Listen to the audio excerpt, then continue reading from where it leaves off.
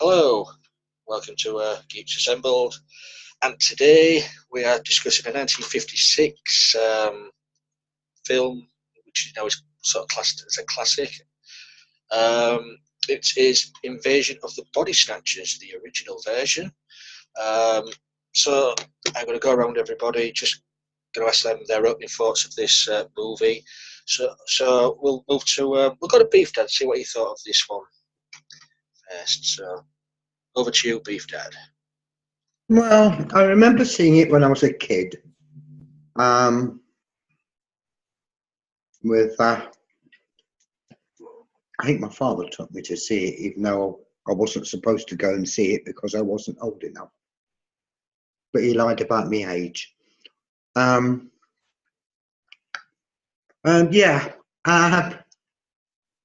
it has the iconic moment that everybody remembers, where Kevin McCarthy is trying to stop everybody on the freeway and telling them that things are going to go completely up the chute for them. Yeah, one of the scenes I like most is where they're watching and they see the lorries arrive and they're unloading the pods from the lorries and to spread out so that those people who have not already been turned into pod people will be. Yeah, there's some nice little performances. In Dana Winter, she never lets you down. Kevin McCarthy, yeah. Carolyn Jones, love Carolyn Jones. Always remember her in other things, but I'd actually forgotten that Carolyn Jones was in this because it's got to be at least 50 years since I'd last seen it. And yeah, great stuff, loved it. It's a film that holds a very dear place in my heart, as I say, because it was the first film my father took me to see. I'm lying about your age, Beef Dad. I don't know, Yeah. but don't we all these days? Let's move over to see a familiar face. What hasn't been on one of our casts, Mr. Stephen Price. Hello there. Welcome to our little. Hello there. Welcome to our little cast. So, what's your opening thoughts on this? Well, I haven't seen it for about, got to be 28 years ago. I watched this movie last. Well, I did watch it this afternoon on YouTube in colour. I enjoyed it. I noticed a few mistakes. I don't know if it's to do with YouTube or whatever, but there was a police car arriving, but the police was the other way around. All the letters were the opposite way around. Well, that was what we saw. They could to get away with it being on YouTube, reverse the picture. All right. We don't allow that things on this. Carolyn Jones was in the Addams Family. I recognised her. When the doctor was examining the body, I thought, well, come on, show the body. It's just just showing them what they're doing, but not showing the body. I thoroughly enjoyed it after all these years. That's all I got to say. Cool. Yeah, it's good that we can go back and revisit these old films. So let's move over to the dynamic duo, Susan and Alex.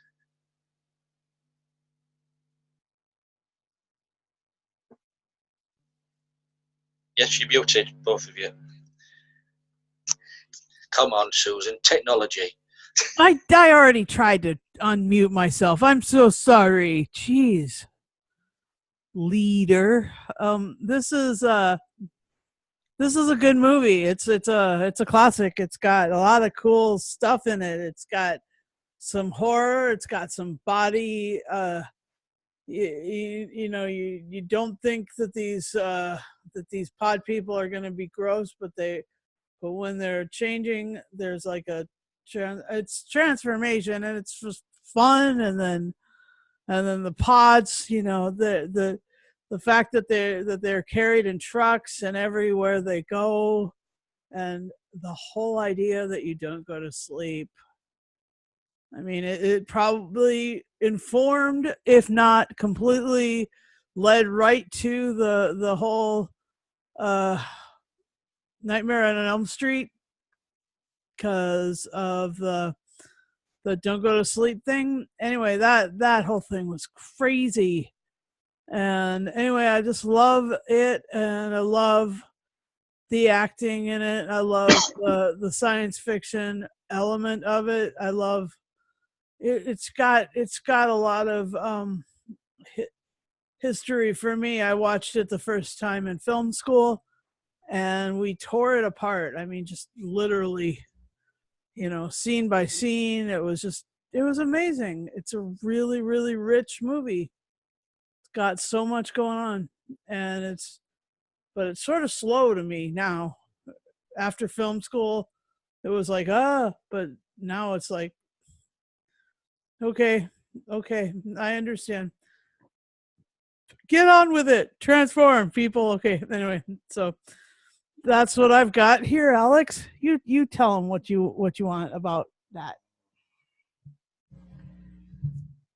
Yeah, it does start out slow, but it has great acting. It's no horror movie is perfect. Most of them aren't.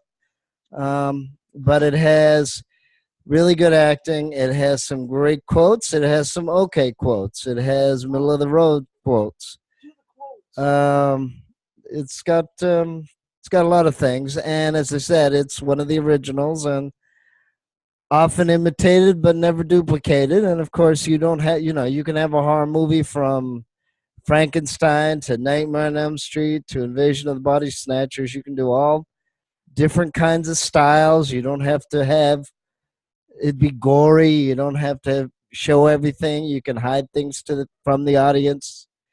Um, you can do a lot of things, and this was one of the originals that sort of helped usher in the modern age, especially toward the end. I mean, the ending is very sad. He's coming up with the best one-liners. He's losing his girl. It's really kind of depressing toward the end. But it's also funny how, he's talking out loud. He's talking to himself. He's talking to the audience. He's not. It's all over the place, and that's good. The 1978 version isn't bad. They did an early 2000 version, which is more sexual and more nudity and more hip, but it wasn't as good. And now they're talking about doing another version of this. And quite frankly, I think two versions is all you need. And they already have three, and I don't quite understand that. That's what a movie's supposed to be about. You don't need 10 versions of the same movie. You can do at most two, and that should be fine. This didn't have a sequel. That's just fine. Most of the really great movies don't need a sequel. You just watch it, get the best version that you can, watch it, enjoy it, and that's it. It has a few faults. Yes, it's a little slow at first, and they probably could have done more, but again, they were operating on a low budget, but they had a great cast, great plot device. That's what you need in a movie. You've got a villain that you can see but you can't see. You've got great dialogue in it, and that's what you need for a movie. Thanks for that, Alex. Going back to what Susan said about it might have influenced the Nightmare on Elm Street scenario with the sleep. I was thinking when I was watching it, it might have influenced the writing of Terror of the Zygons as well, because of their body sort of snatching in that story from Doctor Who, replacing humans. but all in all, it is an enjoyable movie. I agree with Al. It does start off quite slow. It does take a while to get into the thing. You know, the action doesn't really start until about 40 odd minutes or so into the movie. But that was the, you know, back in the 50s. That's how they made these sort of sci-fi monster movies. It's all of the suspense, the lead up to everything. Yeah, great cast. As you said, Caroline Jones was in here. It's a shame that she sort of just disappeared, and she went off with her husband, and she was never seen again. I do like her. I mean, she was in the Addams Family, and also as well, Marsha, Queen of Diamonds in the Batman series as well. So, yeah, all in all, I enjoyed this. It's as they say, a classic. I agree, it is a classic. There's a lot of movies what followed on from this took something from this to make their own things. So I'll open the floor now, and if anybody's got any niggles with it or favourite moments or bits of trivia, please just open your mic and open your mouth. And of course, Big Dad turns his mic on. And hey, Stephen? Yeah, I do prefer the Donald Sutherland invasion of the Body Snatchers. So that was far more enjoyable than this one. It's more. If I remember, I haven't seen that one for quite a few years now, but that's more action sort of led. Yeah. This one's sort of like story set up, and then the action at the end, sort of thing. Yeah. Beef Dad, did you want anything to say there? Not a great deal.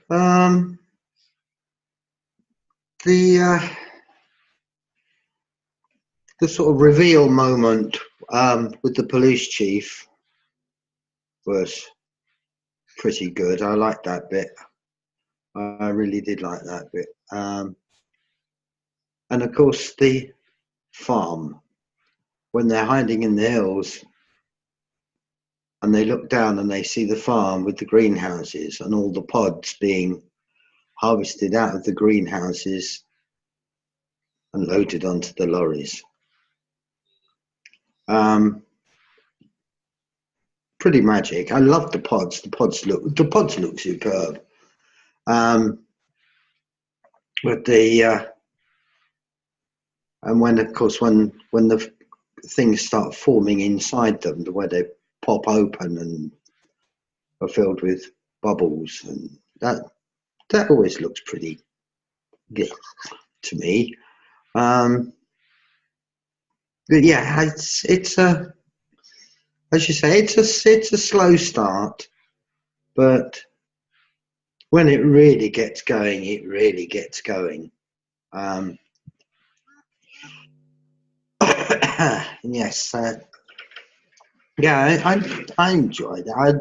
I like the performance from Jack Belichick, from King Donovan playing Jack Belichick.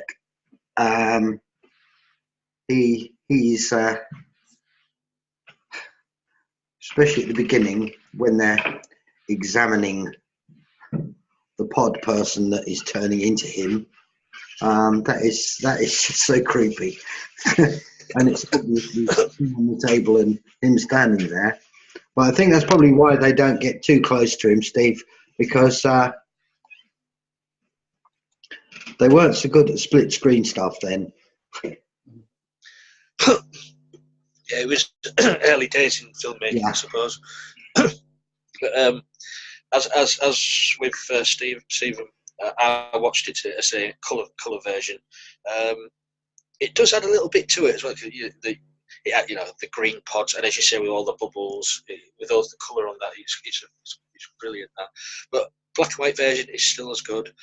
I was a bit the way it ended as well, though, because you want to know what happens. It just that's it. They believe him. Oh, quick, get on with the emergency services. The end. What happened? And the FBI. FBI, yeah. And that's it. I'm thinking, oh, right, all this build up to this, and then it's gone.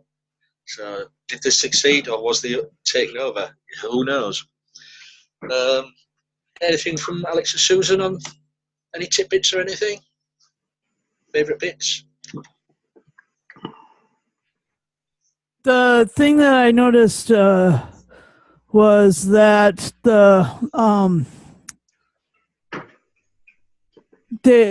it wasn't like the woman who was, you know, one of, you know, the main woman. She wasn't like a typical, you know, scream and fall down kind of woman. She was like super athletic. She was super enthusiastic, and, you know, running for her life, and she really was. So I mean, it really came off quite well. I mean, it really worked quite well. And so anyway, that was Did you, Susan? Did you see it coming that she was going to get taken over? Did you see that coming? I was she was saying she needed sleep. She needed sleep. Yeah, I was hoping like there've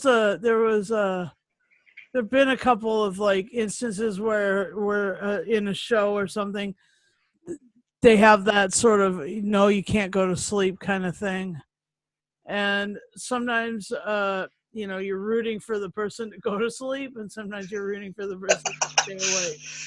That was I know what you mean. Doing these casts, I sometimes wish some people would go to sleep. I go to sleep sometimes in these casts. No, I'm just kidding. Yes, I noticed last week you was having a few Z's on the sofa. Oh my god. Sorry. Good job you was on mute, because we couldn't hear you snoring though. Any tidbits from Alex there, or shall I carry on?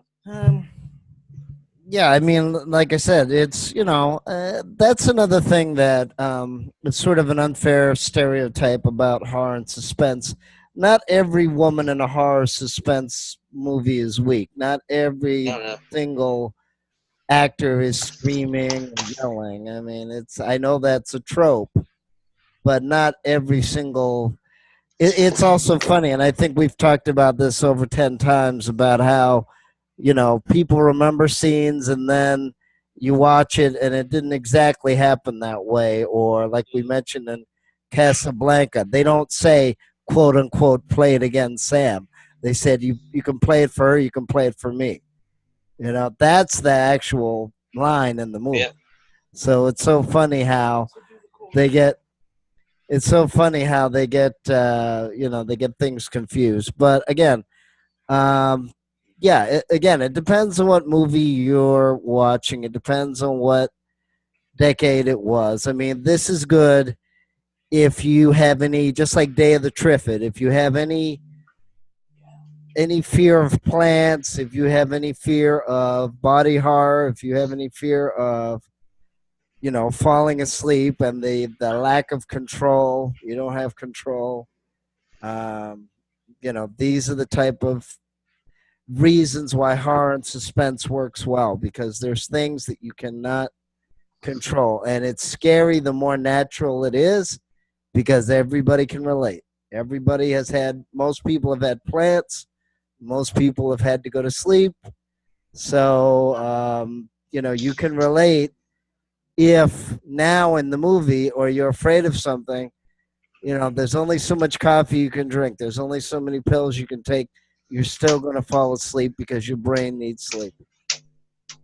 So that's where, yeah, that's where a horror movie comes in good. Just like the same thing, just like with Jaws. You don't want to get to the point that you say, oh, I can't get near water because I'm afraid a shark or some animal will attack me.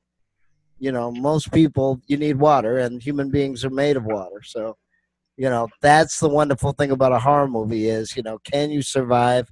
Can you face your fear? Can you stare at the monster or the person or whatever the object or the character is that's going to get in your face and say, you know, I've got you, and you got to fight and, you know, defeat it and stay alive. And that's the whole point of a horror movie and a suspense movie is, you know, if you had that right next to you, if you had it coming toward you.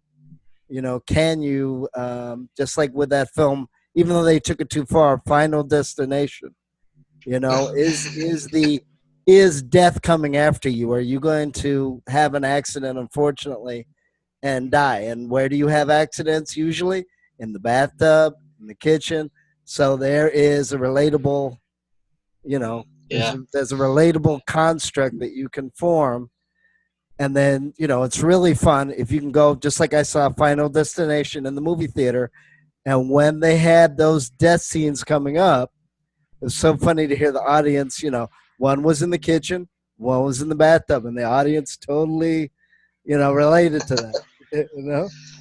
It's funny that you should mention the the strong female lead there, because now you mentioned it, I've realised that the Kevin McCarthy male character, he sort of role reversal. He, by the end of the movie, is screaming blue murder. He's the one who's become the scream queen on the freeway, and so that's.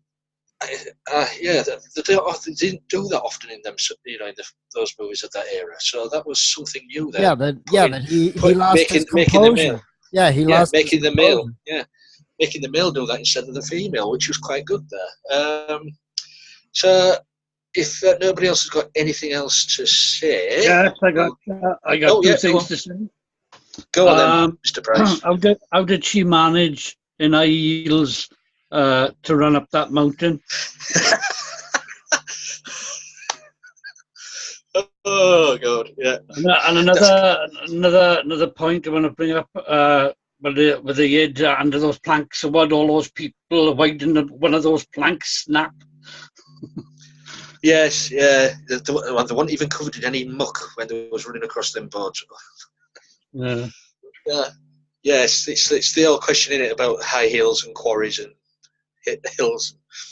Good point, though. So, without anything else to do, we'll go around each of our cast members and ask for their final thoughts and score out of 10. So, let's Beef Dad. Let's go to you.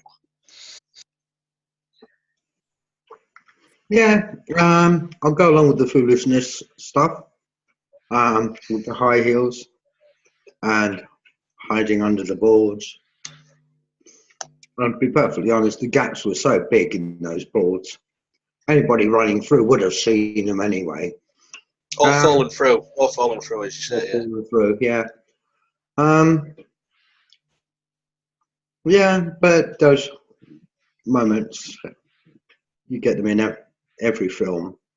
There's always a moment where you think to yourself, what the hell are they thinking of doing that? As I say, love it. It's got a special place in my heart. I'll give it an 8.5.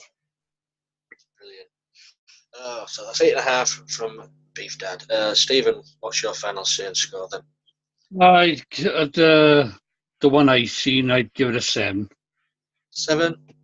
Yeah, it's a fair score. It's a fair score for a film of its age. Come on then. Come on, you two. Come on, you reprobates. What you got to say? Okay, first of all, I'm really glad that Stephen Price is in this cast with us. That's really fun. And second thing is, I liked this movie when I saw it in film school. I like it now, and I'll give it a 9 out of 10 because it's really, really rich. It's got a lot of cool stuff about it. So, Alex? Yeah, I'd give the story and the plot a 9. The acting, it's about a 7.5. The acting could have been a little better, but like I said, it's a classic horror movie. It's got some good lines, it's got some great lines, it's got some bad lines. And like I said, it's relatable, and it is relatable also. If you like plants, if you don't like plants, it's relatable. For me, as I said earlier on, it's one of these films what has lent other things to other movies through the years. It's given ideas for filmmakers to take from this and put their own take on things in other movies. So it's not a bad thing, I suppose. Enjoyable 1 hour and 25 minutes to watch this. I'm going to give it an 8 out of 10. So it's not a bad score all around for this one. So I'd like to thank these guys here, Beef Dad, Susan and Alex, and Mr. Stephen Price for taking time out of his busy schedule in Wales. As you can see, he's going to be very busy in the next season. So he's Santa, really. So, this is the real Santa, kiddies. But yeah, so please, if you liked this cast, leave a comment below. Let us know what you thought of this movie. Give us a thumbs up or give us a thumbs down. Hey ho, thumbs up, thumbs down, who cares? You'll find us on Twitter at Geeks Assembled. We're also got a public Facebook group. Just type in our name, we'll also pop up there. We're on Tumblr as well, Geeks Assembled. We're all over the place. So, and if you guys out there would like to get involved in our little chats about movies, TV, audio dramas, please comment below or get in touch on Facebook. If any of us, we're all on there. We're not. We like to be talked to because nobody else will talk to us. So nothing else to say. So shall we close this one, guys? But before we do, you out there, can you tell which one of us is a pod person? Which one is not the real deal? And on that bombshell, bye.